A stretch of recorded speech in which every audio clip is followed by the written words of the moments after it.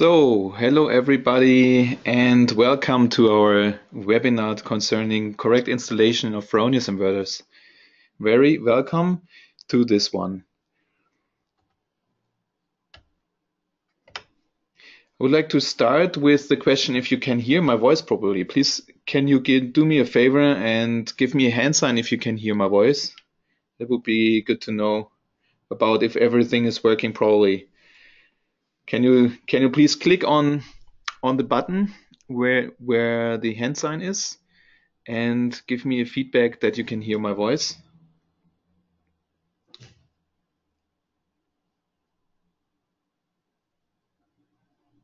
Okay, right now I don't get any responses. So please, everybody, can you click on the link in order to make sure that you can hear my voice? Can you hear me?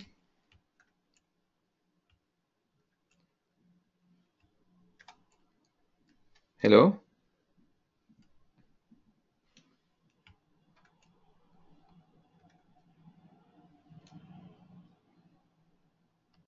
So let's start with the webinar concerning how to install Fronius inverters correctly.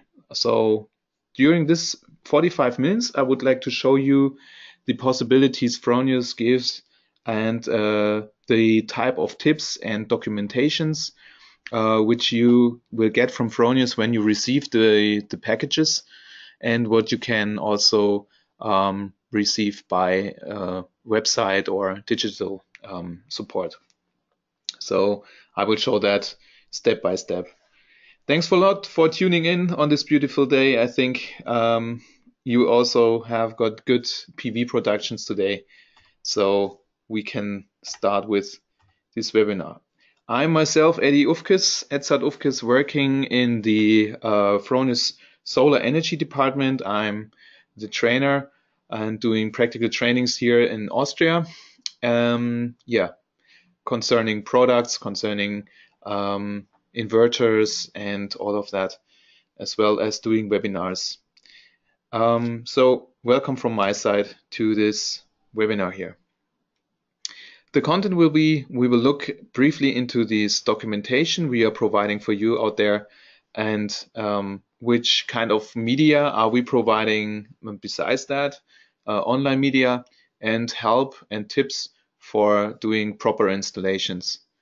As well, we will also go through all these tips and steps, step by step, in order to have a nice proper SnapINverter installation.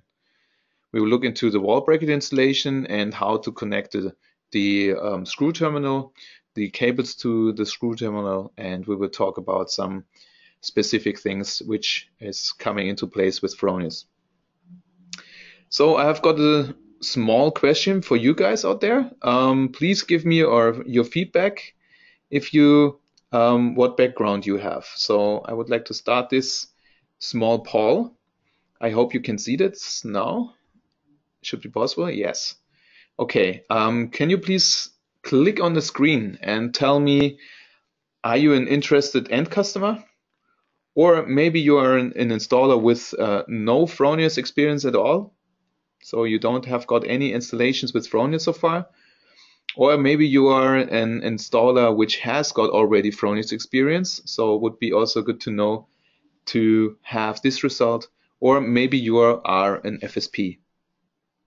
Okay, I will wait a while so that I'm sure that you all have given me your answers. So you will still have got the time now to click on the screen to tell me who you are. Okay, thanks a lot. And I will show you also the result. And we don't have got any FSPs here. We just have only interested end customers and also Fronius, installers with Fronius, no Fronius experience at all. Thanks a lot for that one. Okay, so I can proceed with my presentation, and it's good for us to know in order to focus with our presentation. Yes, let's go through the topics. Documents for inverter installation. As all of our SnapINverters have two existing components, the wall bracket and also the inverter itself. There are some specifications from Fronius which we would like to show you. You can find all these informations in our documents which we provide under this link here, and especially you can here now see the link with the QR code. You can scan this QR code and you find all these QR codes even on the package of the of your inverter which you're receiving on the customer side, or even in the instruction on the instruction manual which comes with the package. So there you can directly go online and look into our documentations. We are separating between installations instructions and operation manuals. So as the word says already, installation instructions, of course, you will get the manual for doing a proper installation, which we are going through this webinar here as well. And on the other hand, there are the operation manuals which you need when you are running the inverters and you would like to make some adaptations or doing some communication or external devices to this. Then you need the operation manuals. This is the principal separation of that. And of course, we are also providing more and more videos on our YouTube channel concerning installation, concerning setting up things, like the data manager, for example, is available there, or how to do a proper installation as well. And yeah, maybe you have already Fronius energy package, or maybe you want to install one soon. Then you can also check out our video online, which we provide you there. So we will explain that every step by step. And of course, the webinars which we are doing right now, and especially the trainings, that is very special, of course, that we have got a chapter in our FSP trainings, for example, or in our other product trainings, where we show you step by step how to install Fronius inverters. Yeah, these are our available videos. I can show you online as well, which you can find there. For example, the SnapINverter technology animation, where you can see our compartment concept, where our wall bracket is existing, and also the Fronius inverter itself is snapped in. That's why the name is coming from SnapINverter, which you have to do step by step, and the DC breaker as well as the communication, the screw terminals there. So you can look into our YouTube channel by just entering Fronius Solar in the YouTube search bar here, and then you come to our channel. As well, we have some special information, yeah, like in this example for the US inverters, or in other countries. There you can also find some special installation videos in there, or even, as I already said, the data manager setup and commissioning video, that's also available. Also, I can tell you that you can, on our homepage, of course, can directly look in our download search and look up for installation manuals there. For example, I'm looking for the SIMO. And you will get a result list, of course, with all available documents here in, yeah, depending on the language you prefer, you can filter that as well. So you can find easily all our information online as well. In general, all of our inverters, as I said, they have got this unique inverter housing, like it's called a SnapINverter. And these are the bigger ones, and these are the smaller ones, depending on the output, size, depending on the the output on this inverter. You can select between the small ones and the big ones. So in general, these inverters are all designed the same, and that's for a good reason. It is because for easy installation and as well for easy service. That's very unique, and we have these, like you can see here, the display and also the installation area down here, which is always the same. So it doesn't matter which type of model you have. and also in which country you are, maybe one-phase or three-phase devices, they are all the same design and also easy to install and also to service. Let's look into the specifications and the recommendations we give you to install, and this is what you find also in our documentation here. In our documentation, as I said, we have two different ones. We have here the installation manual. Sorry, that's the other one. This is the installation manual. This always comes with the package. You will find this as a picture-based guideline where you can look through on site how to install a Fronius inverter, how to connect the PV system, how to measure everything. This is all explained by pictures, so very basic, and it's a small booklet which comes in the package. And here you find all necessary information inside. If you need more specific information, you can download the other one. This is the manual then. And here you go. You can also find this on the download area in this webinar software. On the right hand side, you can download these PDFs right now. So during the session here, I've provided these documents for you there, so you can see the difference as well. Yeah, so here we will be in detail explained which cables do you need to use, how to install it, yeah, what adaptations do you have to make in the switchboard, the RCMUs you have to take, for example, and all that, yeah, really in detail explained. So please be invited to download that right now in the download section here in this webinar. Let's go back to my presentation. So here we go. And yeah, now we are looking into the specifications for the installations, what you have to take into consideration. So first of all, our inverters are easy to install, that's for sure. And they are, most of them, the small ones, they are coming at least with the IP protection class IP65. So the smaller ones with the small housing, with the output power range up to 8 kilowatts, they have got IP protection class 65. And the bigger ones for the commercial use, they are coming with output power classes up to 20 kilowatts or even 25, 27 when we're talking about the eco inverter. These have got IP protection class 66 even, so even more. Basically, IP protection class means you can basically install them everywhere. But let's specify the protection class a little bit more precisely. What does it mean? IP protection means protected against moisture, against water, in terms of rain.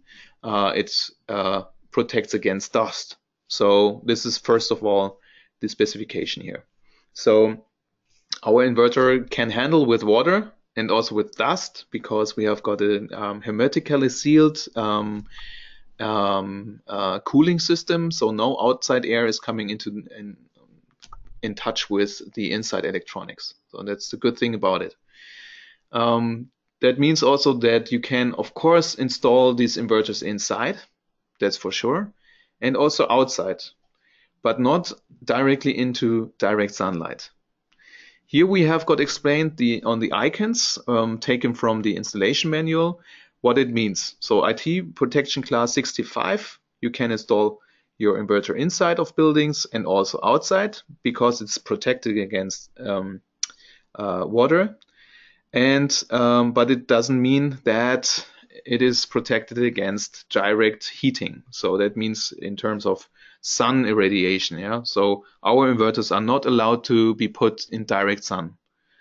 And this is very important to understand this because direct sun means increase of temperature inside of the inverter because of the direct sunlight. It can also harm the inverter display because of the infrared rays.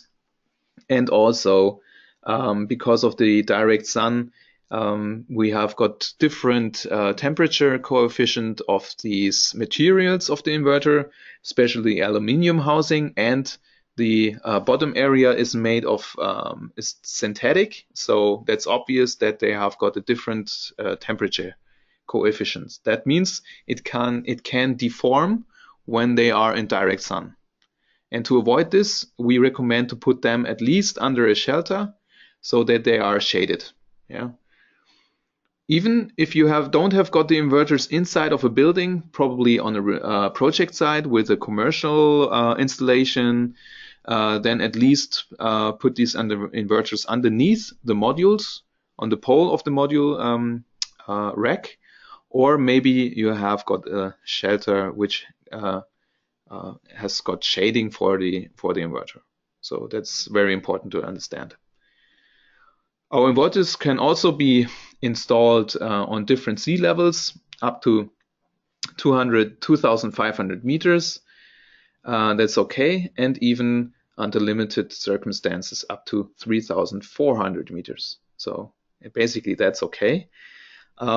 They shouldn't be installed in direct industrial areas where you handle with acids and chemicals. Please try to avoid this. No direct harm by chemicals or acids. Also, please don't put them in your living room or in your sleeping room, because that is more a recommendation from our side in terms of the noise the inverter is causing when it's heating up and the fans are running. This is not something which I would or somebody would like to have in his sleeping room, of course.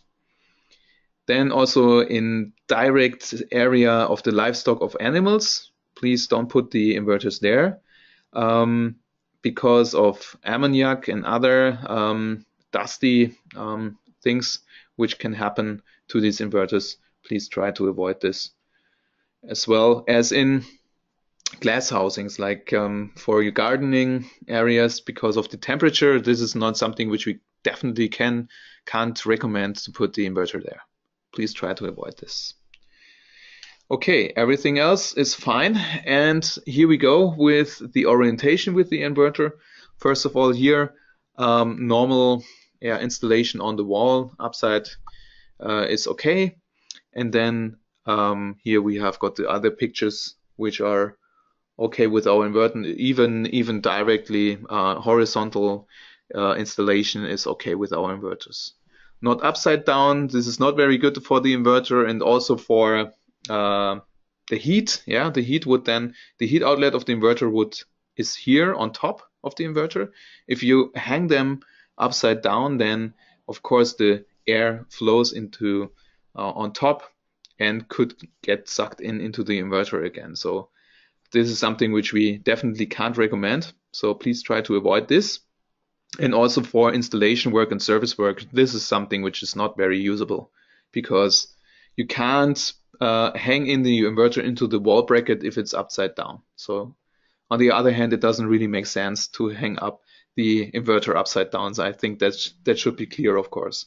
But also, to be precise here in this webinar, we definitely recommend to avoid these installations. Yeah, when it comes to installation work and opening up the housing and everything, we can definitely recommend these torque tools. Like, this is just an example of a manufacturer. You find different ones out there in your area. And our torque is recommended between 1.5, especially if you're doing internal exchange of the components, for example, or even on the screw terminal, then you have got a little less torque. And with the housing itself, you can have a higher torque as well, like around 2 or even a little bit higher. I can recommend to put that torque to around 2, and then you're on the safe side. So nothing will happen even to the inside components as well as on the housing as well. Yeah. So if you're using these kind of tools, you can use these ones here with adjustable torque. There are also electrical ones with adjustable torque, and please don't use any tools at all which don't have got any adjustable torque.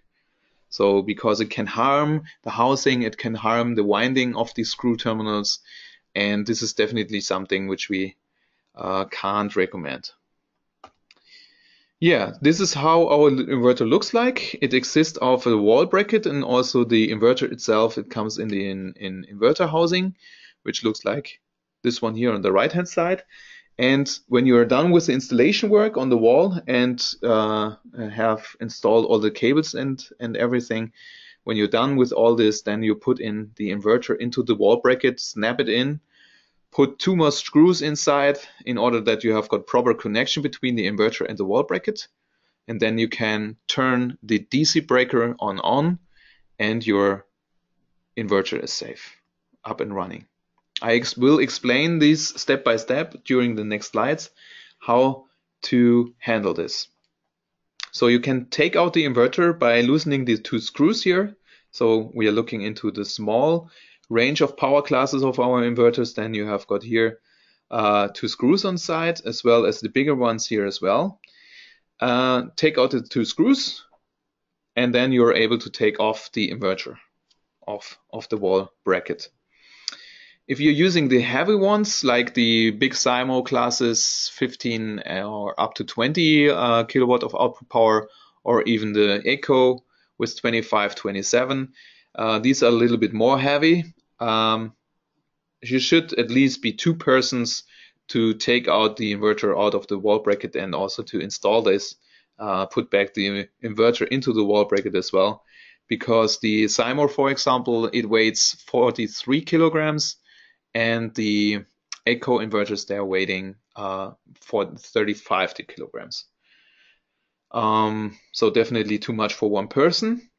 Even though they are way lighter than other manufacturers, this is something which we, which is very nice, because especially when you are on remote places, it definitely makes a difference if you have got a high weights inverter or even a lighter one.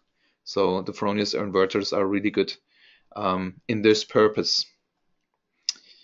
Take out the 2 screws as explained, and then you have got this wall breakage, which you can then adjust to the wall or to the background. And with the small housings, we are recommending to put here 2 screws on top and 1 on the bottom. If you have got a big housing like the Eco or the SIMO with the big power classes, then please put 2 screws on the top row and 2 screws as well on the bottom row. So 4 screws with the big housings and 3 screws with the small housings. Then you're good to go. It's a good installation, and the wall bracket is safe in order not to fall off. Yeah, this is the wall bracket here, and these are existing out with different wall lashes which you can use for the screwing on the wall, and even with uneven surroundings or walls, you can correct that by these adjustable lashes. These holes here are not mounting holes. Please don't use this for putting the screws in. Yeah, and then we have got some other features on it, like for metal springs for EMC, which is then responsible for the connection with the inverter. And also you have got there the water outlet of the inverter. If water should run from the top into the inverter, it will run off here. So it never gets in touch with the electronic parts. Yeah, the wall bracket is has to be hung up with 3 screws at least, and please make sure that you have got that is even on the wall, and with the big ones with 4 screws as I said. And here we go with another, it comes with the inverter package as well. With your installation manual, you will have got this drawing here, which you can use and just put on the wall, and then you can directly go and drill the holes without measuring. Yeah, so this will also be with the installation. If you have got maybe a pole underneath the modules or somewhere else where you would like to put the inverter to, then you can use this pole mount bracket. This pole mount kit is called by the company called Rittal from Germany.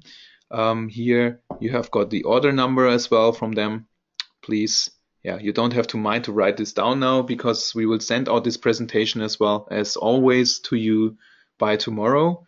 And so no, don't mind it. You will get this information as well. Yeah, with this, you can then put this bar on the inverter. We have got the wall bracket here now, on top and on the bottom, and then you can use this metal band here for the installation, a proper installation on the wall.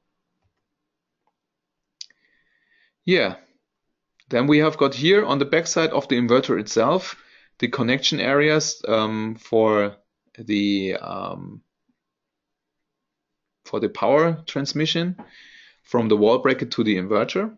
And here we have got the DC side and we have got the AC side here. So these are the contacts which are coming into place when you put in the inverter into the wall bracket. And this is the critical point, because if you don't mount the inverter properly to the wall bracket by the 2 screws I just showed you, then it can happen that it's not properly sealed, this contacts, and it's getting hot there. And this is something which we definitely don't want and you should avoid. So otherwise it can get really hot there and can melt down. Yeah, these are the AC and the DC connectors, as I just explained here with the heating bridges. Then we have got another thing. This is the DC breaker. So in every of our wall brackets down there, you find this DC breaker on the connection area. And this is the bright bolt here, which goes inside, even though this bracket can be exchanged. It's a Fronius, has got a Fronius article number. So maybe if you have got problems with the DC breaker, or the breaks maybe, for example, during installation, where it can be exchanged as well. So this is an oval shaped pin shaft here, and this goes to the inverter backside. You can see that here. You see this metal plate down there? So this is going into the wall bracket and here into the oval shift DC breaker. So that means the inverter can't be taken out of the wall bracket when the DC breaker is on mode. Yeah, this is very important to understand. So always turn on off before you take out the inverter. Yeah, this is for security reasons. Of course, we to disable and to switch off the screw terminals from power lines, that needs to be disabled. That's why, of course, you should switch off the DC breaker first. Yeah, this is the connection area by a little bit more in detail, a little better to see. Here we have got DC breaker, the oval bar, and then we've got here the DC terminals, the tulip contacts where the power transmission happens to the inverter. And here on the right hand side we have got the AC tulip contacts where the inverter is putting its transformed DC power to. Also, what's important here, we can definitely, of course, it is the screw terminal, connect the DC cables and the AC cables directly here. So it depends if you have got a model with 1 MPP tracker or with 2 MPP trackers, that will be splitted. And the DC minus area is bridged here. So you have got two connection areas for your strings on the plus side and one on the minus side. This is where your cables go for the PV generator. On the AC side, we have got here the other bar where we can connect your 3-phase grid to this AC terminal. Also, what's important is the strain relief down here. So please make sure that you always demount the strain relief before you connect the cables, and don't forget to put it back. This is also very important because it happens sometimes. Installers forget to put back the strain relief, and it is there for one reason. It is there for yeah, that your cables can't get loose. So should be put back here to the screw terminal. Okay, everything else is not really important. Let's look into the connection of cables to this connection terminal. On the DC side, you can break these knockouts on the inverter housing, and then there are some synthetic sealers which you can also break through with your cable and wire your DC side here to the left hand side of the screw terminal. Put back the strain relief as I just explained. Very important also to have the strain relief mounted, and please note the according torque here on the screws with the terminal. This is also something concerning the strain relief. The two screw terminals should be used with a torque 20 screwdriver with a torque of 1.5 up to 1.8 Newton meters. So please make sure that you're using the right range. And when it comes to the DATCOM cable, there is also a specification. This is actually the older model. Maybe you have an reseller which has got the ones from the inverters from 2016 still. Then you have to drill these holes by your own. The new ones, of course, are coming already with this M32 screw terminal where you wire your cable through. So like as explained here in these pictures, the DATCOM cables, for example, can be wired here through this sealing. Yeah. So please take out the sealing. Then you have to take out these red plugs for each cable you are using. Leave the other ones back into place. That's very important. Put back the sealing into this M32 screw housing, and also please make sure that you have got closed the M32 screw terminal here. So in order to have a proper sealed cable connection, because otherwise if you don't do that, even sometimes it happens that this will be forgotten, yeah, because people think this is just a sealing which I don't need, or maybe I just take out all of these red plugs here, even though for the holes which I don't need to use for the cable. Yeah, please use those ones only for the cables which you are really wiring through. Because otherwise we have got problems with moisture into the connection area of the inverter, and this is really what has to be avoided. Another picture explaining how to wire the DATCOM cables inside of the inverters. Can connect them here into the LAN ports of the inverter. Even though if you're not using an inverter with a wireless connection, of course. The DATCOM cover has got a different cover, as I said in the beginning. This is different from the rest of the inverter. This is a metal cover, of course, and the DATCOM areas cover is made of synthetic plastic.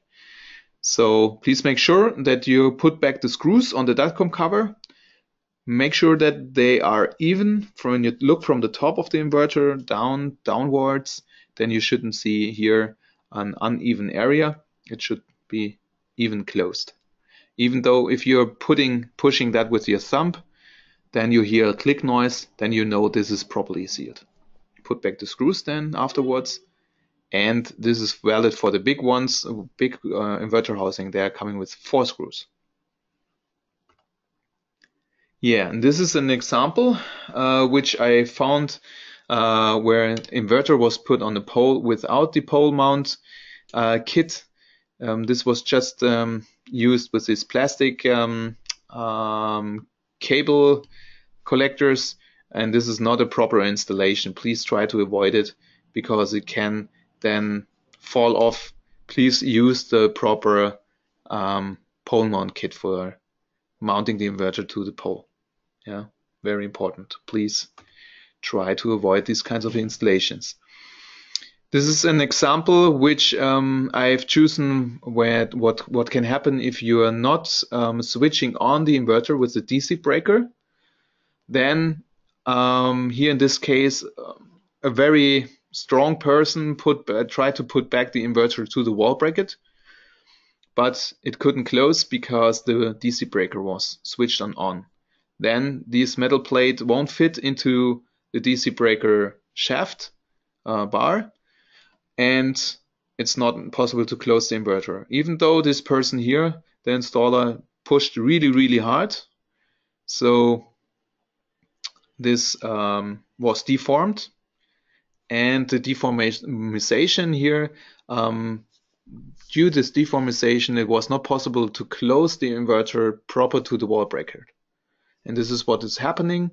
We had this metal plate in between the inverter and the wall bracket, so there was no proper connection between the inverter and the wall bracket and the power transmission here. This can get really hot, so this is very dangerous.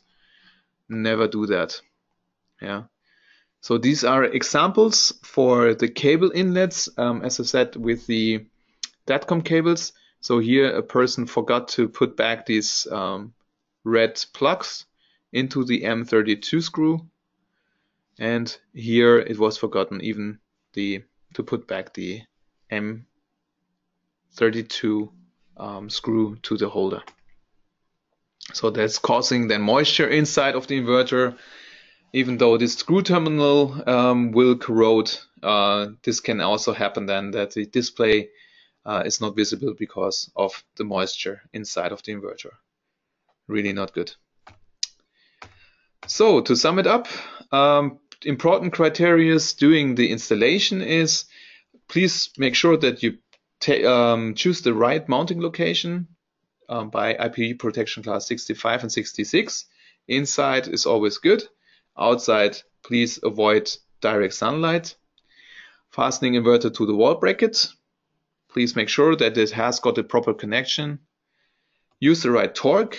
If you're screwing Fronius inverters, or even though you're opening up them, maybe you're a Fronius service partner and you are allowed to also exchange the inside components, then this is even more important to use the right torque then.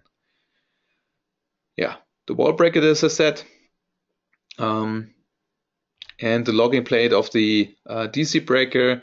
Make sure that the DC breaker is in off position.